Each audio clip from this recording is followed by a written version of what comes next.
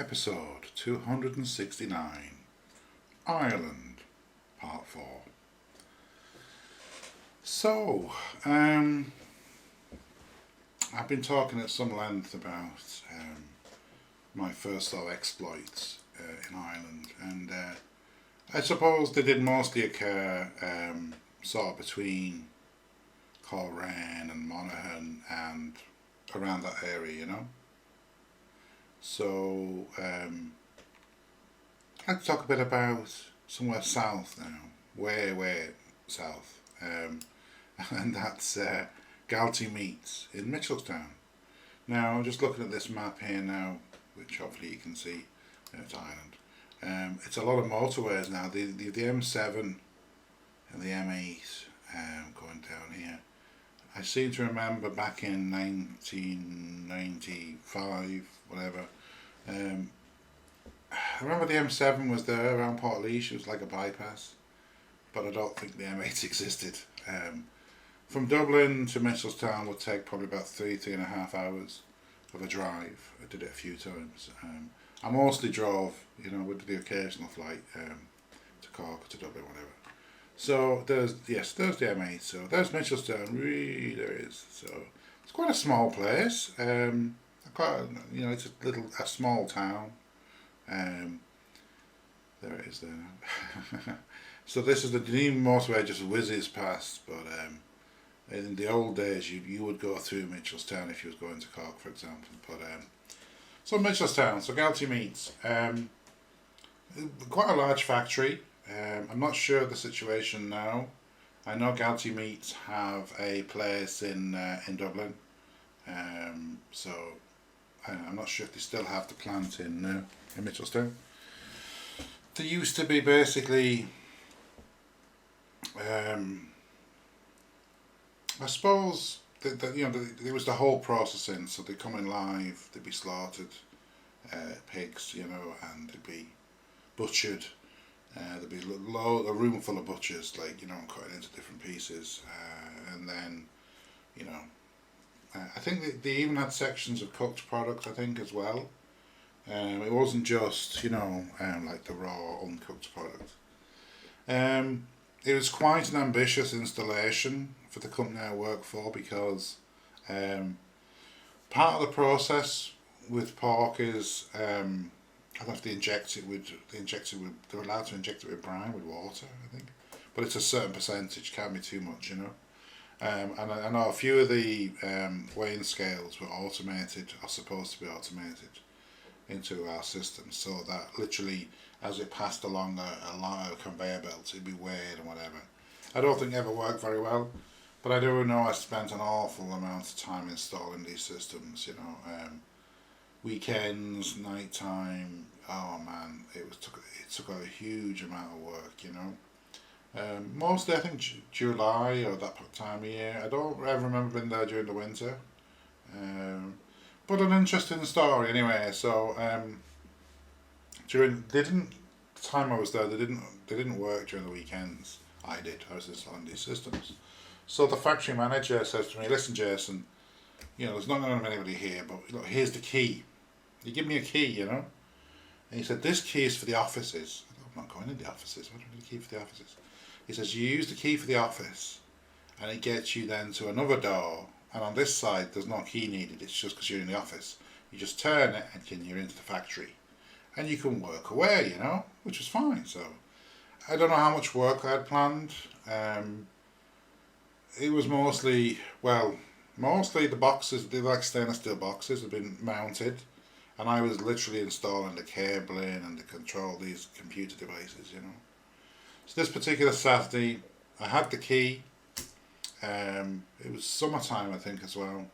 And I was the only one there. There was no one on the site, nowadays I think that's technically illegal. I think you need to have, if on a site you need at least another person in case you collapse or get hit by something. But I had the key anyway, so I turned up on the Saturday morning, got the key, parked outside the office, no one around, opened the office, went into the office, this is good, and I knew roughly the layout of the office. This took me to the reception in the office. I think you took like a turn to the right down a corridor and a turn to the left, and then there was like this door, and literally there's a catch on the inside. You'd open it, you'd open the door, and you was into the factory then. And it was quite a large factory. So I'd walked into this within the factory, and there was a long corridor, and what was called I think it was called the boning hole, where all the butchers would be, whatever. Of course, there was none there because it was Saturday. There was the only one there, A little bit creepy now, if I'm honest. There's like the way the pigs would come in, they'd be on a gambon. Now a gambon looks a bit like a coat hanger, and it has two spikes, and they used to put the hooves on it and they'd have it hanging. So there was no pigs around, but these things might be hanging, and there was a lot of like air conditioning and whatever, and they'd be moving. You'd hear all sorts of noises, so it was a little bit creepy now when you're on your own. But listen, I got over it, So anyhow, Saturday morning in the factory, and I was at the bottom of this boning hole. So basically, what would happen is the pigs, by the time they arrived, they were hanging from these gambons.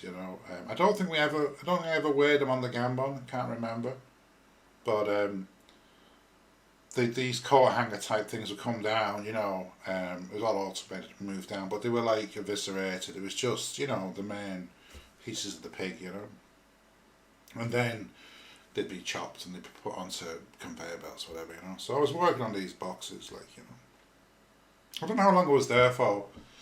I get quite engrossed sometimes, I think, working away, so the metal box would be on the wall. Sometimes I had to drill it, had to put trunking in and cabling. I'd have the control unit, and I'd be like, the back would be off, and I'd be stripping wires, and my hands used to be in bits. The inside of these metal boxes used to be quite rough. There'd be little burrs of metal and all sorts of stuff, And after a day of working, I come home and hands that have all these little cuts, But anyway, I was there for about an hour, I think, and I heard a noise. And I'm still not quite sure what the noise was. So it was behind me. So if you imagine the office, down a corridor, so I was facing away from the office, if you like. And this boning hole would have been 25, 30 metres long, maybe 50 metres long, and I was down the bottom of the end of it. But, the only noise was like air conditioning and things rattling. There was very little noise really, And I heard this noise, and it sort of sounded like a cheer or a grunt or something, And I just turned instinctively. And there's obviously no one in the boning hole, that was it, But it really freaked me out. I thought, there must be somebody here, So I walked back along the corridor towards the offices, and I walked along. So there was like a corridor you walk down, and then you sort of take a left turn, and then the door was on the right, the one that I'd come to come into the factory. And as I took the left turn and seeing the door was open wider than how I'd left it. I hadn't closed it because I needed to go that way anyway to get out again, if you know what I mean. I didn't have a key for the factory for some reason. I had a key for the office. It was strange, But it moved. I thought, geez, it must have blown in the wind, Yeah, a candle in the wind. But anyway, I walks up to the door, and I opened the door a little bit more, to turn into it. And as I turn into it, on the wall on the right hand side, just in from the door, there was quite a large medical cabinet. It was the size of a big cupboard, really, But it was obviously been locked. And what happened, I'm assuming now it was locked. And I didn't realise that at the time. But it was wide open. And everything from the medicine cabinet was on the floor. Plasters, pills, God knows what was big. And I looked at this, and dazed and confused. What looked at it and, geez, someone must have hurt themselves up. They're okay, That was my first reaction.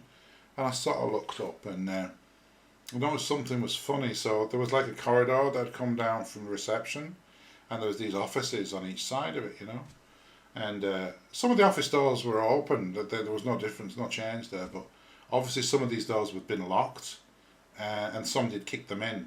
And one of the doors I looked at, I'd never seen anything like it. So it was quite strange. The door was open, right? And the bit where the handle should be, there was just a big hole, right? And there was a boot print on the door itself. The big size 10 or size 11 boot print, So obviously this is starting to dawn on me now. This is taking a few minutes, right? Somebody must have kicked the door in and smashed the lock, you know. So I start walking, autopilot in some ways. I didn't really know what happened or what was going on, you know. And as I'm walking down, I notice there's a couple of doors like this, you know. And I turn and I start to walk towards the reception area, you know. And the reception area is a mess. It's not at all like I left it, you know. Um, there's literally, it looks like some sort of cash box, I think. A little metal box is ripped open. And there's checks everywhere, all over the place, you know. Right, no cash, just checks. And it's slowly building in my mind. I'm rationalising what I'm seeing here, you know. And then I look and my foot catches something on the ground, you know. It's a gambon. So do you remember I was talking about the metal hook? Well, there's two spikes on each end. It makes a great weapon, you know, if you get disturbed. So anyway, this starts, in my mind, starts snowballing. I'm realising, do you know what? There's been a burglary. This is like, my God, you know. And as soon as that sort of dawned on me, I mean, it sounds like it was taking ages, seconds, I suppose. I'm going, maybe they're still here. Maybe they're still here. Maybe they've got a weapon, you know. I started to panic, you know. So I found an office, like, and hid in the corner of the office. What the hell am I going to do, you know? There was a telephone in the office. I've been given the number of the IT guy. Could you believe it? IT. I've got an issue with something to do with IT, you know, whilst I was installing stuff there. So I rang him, lovely fella. No help at all. But I rang him and I said, listen, what's happening? Like, I've been burgled, you know. And as I'm on the phone to him, I hear a car outside the office. And, I said, I think someone said, it could be the police. This is great, you know. So I said, oh, yeah, whatever. Hung up on him. And I walked outside, and it's the factory manager with another guy. And they're coming in. All right, Jason, all right, you know. I said, I think the place has been burgled. Whilst I was here, you know. So it turns out, what had happened the night before, the Friday night, the factory entrance door, somebody had jammed the key in it that wasn't meant for that door and snapped the end off. So it meant when the factory manager was leaving, he couldn't lock the door, right, to the factory. That's why they'd given me the office door key. They couldn't give me the factory door key because the lock was banjaxed, you know. But it was unlocked anyway. That's the point. It wasn't locked. So maybe they didn't give me a key at all. And the reason they were coming in the next day was he was a locksmith with him. Was going to repair it, you know.